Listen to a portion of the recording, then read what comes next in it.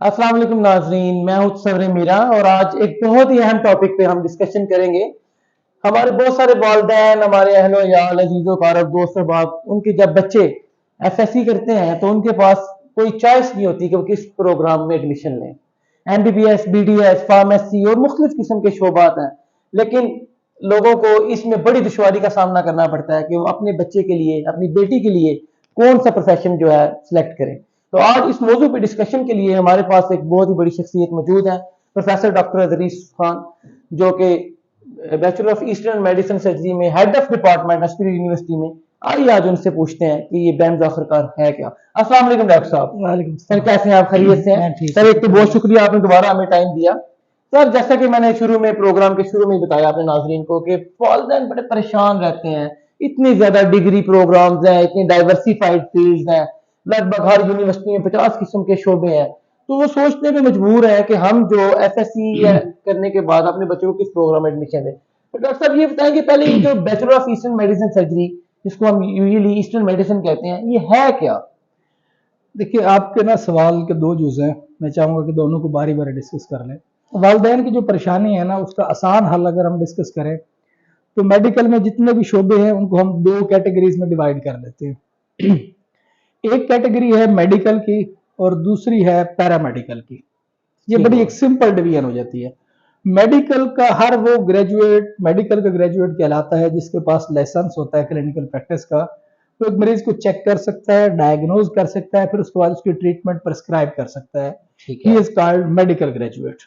दूसरा होता है पैरामेडिकल। पैरामेडिकल में ये होता है कि वो जो डॉक्टर का काम है, उसको जो मेडिकल का ग्रेजुएट है उसको जहां जहां जो जो हेल्प चाहिए इस सारे प्रोसेस के लिए, मतलब पेशेंट चेक करने के लिए, उसको डायग्नोज करने के लिए और उसको ट्रीट करने के लिए जो उसको हेल्पिंग स्टाफ रिक्वायर्ड है, वो पैरामेडिकल में आएगा। यानी एक हेल्थ ट्रायंगल है बेसिकली, डॉक्टर, नर्स, फिजिशियन जी और जी, मैं सारे। उसी तरफ आ रहा हूँ कि देखिए, मेडिकल साइंस में सिर्फ तीन शोबे हैं। एक एमबीबीएस है, दूसरा बीडीएस है और तीसरा ये ईस्टर्न मेडिसिन है, bachelor of eastern medicine and surgery. ये वो शोबे हैं जिसके बाद एक बंदा जो है वो क्लिनिकल लाइसेंस रखता है और उसके बाद अपनी प्रैक्टिस कर सकता है। बाकी जो शोबे आप गिन रहे हैं वो आते हैं अलाइड हेल्थ साइंसेज में, यानी पैरामेडिकल में। पैरामेडिकल में ये होता है कि वो खुद तो प्रिस्क्राइब नहीं कर सकते, ना मरीज चेक कर सकते हैं और ना मरीज का डायग्नोसिस कर सकते हैं। वो मरीज को, डॉक्टर को इस सारे मामला में हेल्प करते हैं। जैसे कि हम एग्जांपल लेते हैं, एक फिजियोथेरापिस्ट है, वो खुद प्रिस्क्राइब नहीं करेगा और ना वो खुद डायग्नोज करेगा। जिसको एक डॉक्टर जो है वो चेकअप करने के बाद, एक डायग्नोसिस फाइनल करने के बाद रिकमेंड करेगा कि तुम्हें फिजियोथेरेपी रिक्वायर्ड बिल्कुल है, ठीक हो। उसको भी वो असिस्ट करेगा और फिजियोथेरेपी करेगा। बहुत सेम सही। इसी तरीके से जब डॉक्टर ने एक मेडिसिन प्रिस्क्राइब कर दी है तो फिर उसका फार्मासिस्ट जो होगा वो उसको डोज एडजस्टमेंट में और बाकी चीजों में हेल्प करेगा। सेम इस तरीके से जो न्यूट्रिशनिस्ट है, वो जो डॉक्टर का पेशेंट एक चल रहा होगा उसको वो ट्रीटमेंट डॉक्टर देगा, उसकी डाइट क्या लेनी है वो न्यूट्रिशनिस्ट देगा।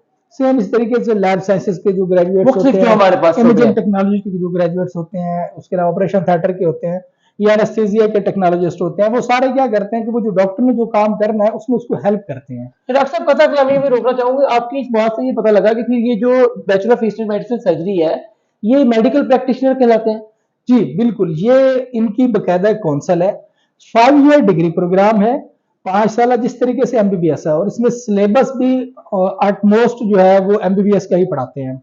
5 साल डिग्री के बाद फिर उसकी 1 साल हम हाउस जॉब करवाते हैं किसी अच्छे टीचिंग हॉस्पिटल में।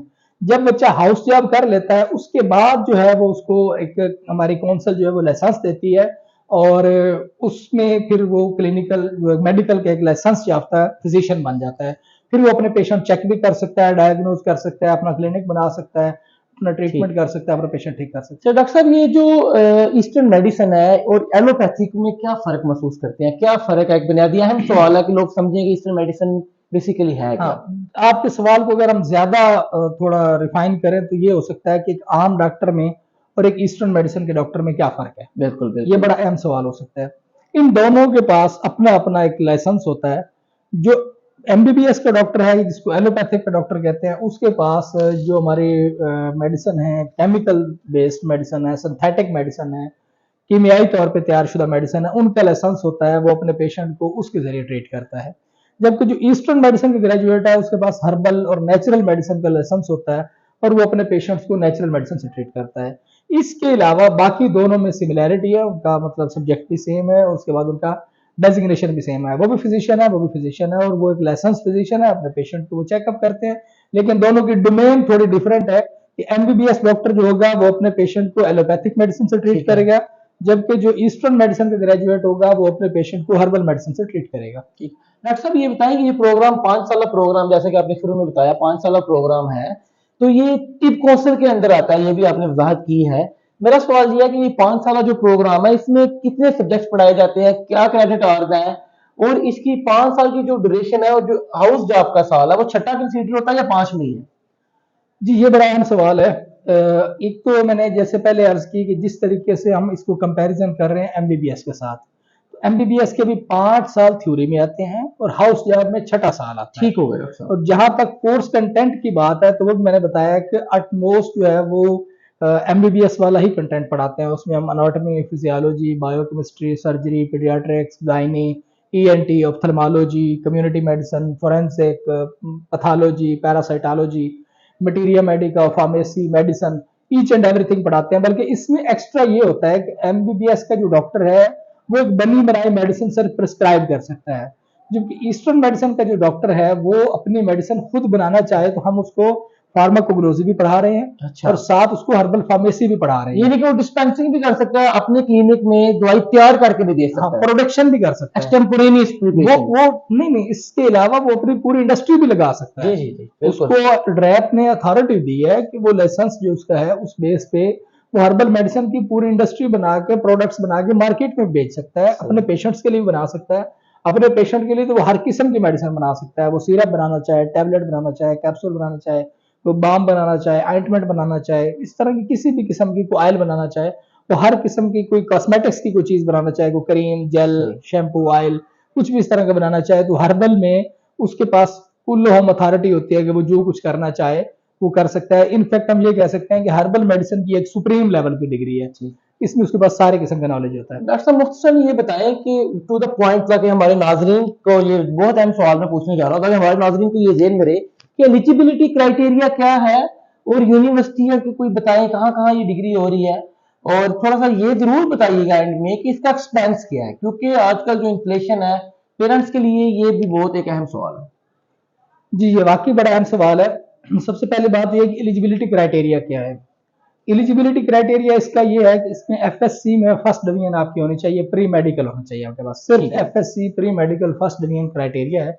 हाँ, कुछ यूनिवर्सिटीज ने अपना टेस्ट लेना शुरू किया है, वो अपना टेस्ट लेते हैं। इसके अलावा कोई एनटीएस का टेस्ट या कोई एमडी कैट का टेस्ट या और भी किसी किस्म का कोई एडमिशन टेस्ट अभी रिक्वायर्ड नहीं है।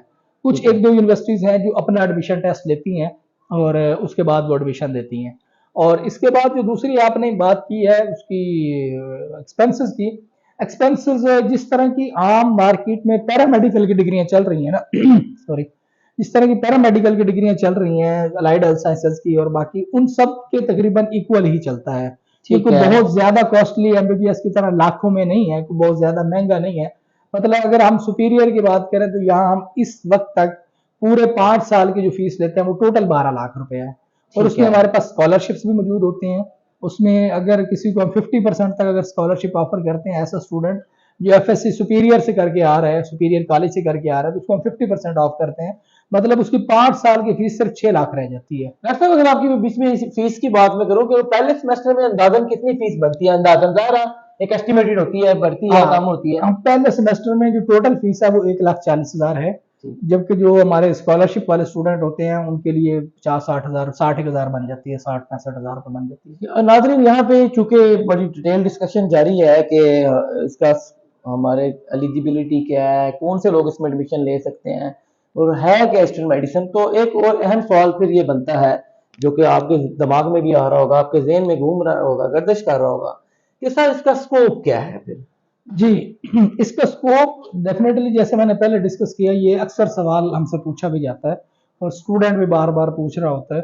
स्कोप इसका ये है कि ऐसा स्टूडेंट, ऐसा कैंडिडेट जो इंटरेस्टेड है अपनी क्लिनिकल प्रैक्टिस में, जिसने एफएससी प्री मेडिकल में एडमिशन लेते वक्त ख्वाब देखा था या जिसके वालिदैन ने ख्वाब देखा था कि हमारा बेटा डॉक्टर बनेगा और मुख्तलिफ मरीजों को वो इलाज करेगा और उनकी खिदमत करेगा, तो ऐसा स्टूडेंट जो है उसके लिए अगर वो एमबीबीएस में नहीं जा सका तो एक बहुत अच्छा ऑप्शन है उसके लिए कि वो इसमें आए और उसके बाद वो अपना क्लिनिकल लाइसेंस ले और अपनी क्लिनिकल प्रैक्टिस करे। इसके अलावा अगर आप जॉब की बात करते हैं तो मुख्तलिफ बड़े इदारे जिनके अपने हर्बल हॉस्पिटल्स हैं और क्लिनिक्स हैं, जैसे जिसमें करशी है, करशी हमदर्द है, है, हमदर्द है, आफ्ताब है। अजमल है, अशरफ है, डॉक्टर साहब, मैंने लासानी कहीं है। पढ़ा था बहुत सारी एनजीओज भी हायर करती हैं जी जी बिल्कुल। ईस्टर्न मेडिसिन के लोगों को जी जी और हमारे साथ वर्क करती हैं। जी जी, मैं बता रहा हूँ एक क्लिनिकल जॉब जो है वो इनके साथ है, कुछ फिर नॉन क्लिनिकल्स हैं, क्योंकि जो सब्जेक्ट्स एमबीबीएस में पढ़े होते हैं वही सब्जेक्ट इसने भी पढ़े हुए होते हैं।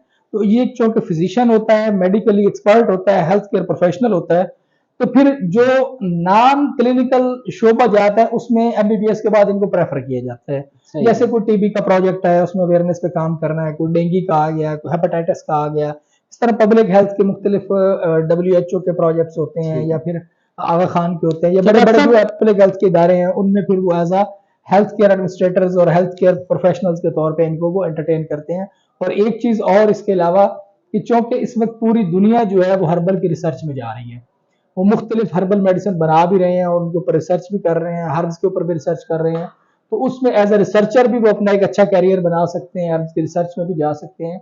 और आखिरी जो मैं बताना चाहूंगा कैरियर के हवाले से वो ये है कि इनके पास जो क्या इनको मैंने जैसे आपको पहले बताया कि हमने फार्माकोग्नोजी भी इनको पढ़ाई होती है और इसके अलावा मटीरिया मेडिका भी पढ़ाया होता है, फार्माकोलॉजी भी पढ़ाते हैं इनको हम, और इसके अलावा हर्बल फार्मेसी भी पढ़ाते हैं। तो जो फार्मास्यूटिकल कंपनीज हैं जो हर्बल मेडिसिन बनाती हैं उसमें ये प्रोडक्शन इंचार्ज और क्वालिटी कंट्रोल और इस तरह की पोजीशंस पे भी ये जाके काम कर सकते हैं, जिसका जहां इंटरेस्ट हो वो उसमें जा सकता है। मतलब ये एक वास्ट वैरायटी है उसमें जिसमें ये एडजस्ट होना चाहे हो सकते हैं। अच्छा, इस गुफ्तगू को अगर हम वाइंड अप करते जाए नाजरीन, तो एक आखिरी सवाल जो मैं पूछना चाह रहा हूँ कि इसमें जैसे हम एमबीबीएस में देखते हैं लोग एफसीपीएस करते हैं, या फार्मेसी में देखते हैं लोग एमफिल पीएचडी करते हैं, इसमें अपनी एजुकेशन इंप्रूव करने के लिए क्या अपॉर्चुनिटीज है? एक बच्चे ने bachelor of eastern medicine surgery में 5 साल पूरे लगा लिए, उसके बाद वो अपनी एजुकेशन में क्या आगे स्टेप्स हैं?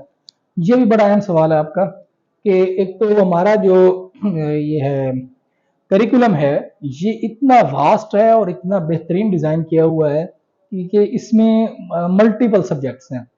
तो अगर कोई स्टूडेंट उनमें से किसी भी एक सब्जेक्ट में आगे एमफिल पीएचडी के लिए जाना चाहता है तो उसके इतने क्रेडिट आवर्स ग्रेजुएशन में होते हैं कि पोस्ट ग्रेजुएशन में उसको कोई और डेफिशिएंसी वगैरह नहीं लगाना पड़ती। फॉर एग्जांपल एक बंदा अगर माइक्रोबायोलॉजिस्ट बनना चाह रहा है तो बीईएमएस के बाद वो माइक्रोबायोलॉजी में एमफिल कर सकता है। कोई बायोकेमिस्ट बनना चाह रहा है तो वो भी जा सकता है, कोई पैथोलॉजिस्ट बनना चाह रहा है तो पैथोलॉजी में भी जा सकता है। और सेम इसी तरीके से अगर वो अपनी स्किल्स इन्हांस करना चाह रहा है तो बहुत सारे पोस्ट ग्रेजुएट डिप्लोमास जिसमें फार्मास्यूटिकल प्रोडक्शंस होगी, आकोपंक्चर होगी, हिजामा थेरेपी होगी, एस्थेटिक मेडिसिन होगी, इस किस्म के पोस्ट ग्रेजुएट डिप्लोमा जाती मार्केट में मौजूद हैं। और इसके अलावा एमफिल और पीएचडी के भी बहुत सारे ऑप्शन जो हैं मार्केट में अवेलेबल हैं। अगर कोई बंदा अपनी एजुकेशन को एक्सेल करना चाह रहा है तो उसके लिए इस डिग्री के बाद बहुत सारे ऑप्शन होते हैं, वो किसी भी यूनिवर्सिटी में, किसी भी मुल्क में, किसी भी जगह जाके वो इस डिग्री के बेस पे जा सकता है। एक अहम पॉइंट मेरा पिछली सवाल के साथ रह गया था, वो ये फॉरेन के हवाले से है कि जो हमारे ईस्टर्न मेडिसिन के ग्रेजुएट फॉरेन में कोई जॉब करना चाह रहे हैं या फॉरेन जाना चाह रहे हैं तो उनके लिए भी यही ऑप्शन होता है कि वो उन मुल्कों में जाते हैं, स्पेशली जो यूएई में जाते हैं तो वहाँ उनकी मिनिस्ट्री एक टेस्ट लेती है उनसे, उस टेस्ट के बाद वो उनको हेल्थ केयर प्रोफेशनल का लाइसेंस दे देती है। वहाँ अपनी प्रैक्टिस करना चाहें तो वो भी कर सकते हैं, और अगर वहाँ किसी हर्बल मेडिसिन के हॉस्पिटल में जॉब करना चाहें एज अ फिजिशियन तो वो ऑप्शन भी उनके लिए अवेलेबल होते हैं। डॉक्टर साहब, बहुत बहुत शुक्रिया आपका, बहुत अच्छी और मुफीद गुफ्तगू रही आपके साथ, और ये इंतहाई अहम टॉपिक था। नाज़रीन, मैं आपको यहाँ पे ये बताता चलूँ कि स्पिरिट यूनिवर्सिटी में bachelor of eastern medicine surgery का जो प्रोग्राम है वो पिछले 2 साल से बिल्कुल रवा दवा है, और प्रोफेसर डॉक्टर इदरीस खान यहाँ पे हेड ऑफ डिपार्टमेंट हैं, वो खुद भी ईस्टर्न मेडिसिन के कुछ सब्जेक्ट्स पढ़ाते हैं। मैं आपको हाईली रिकमेंड करता हूँ कि आप स्पिरिट यूनिवर्सिटी में आए और यहाँ आके उनसे मुलाकात करें, प्रोग्राम के बारे में मज़ीद तफसीलात लें, और ये आपके बच्चों का बहुत अच्छा कैरियर होगा। तब तक के लिए इजाजत नाज़रीन, अस्सलाम वालेकुम।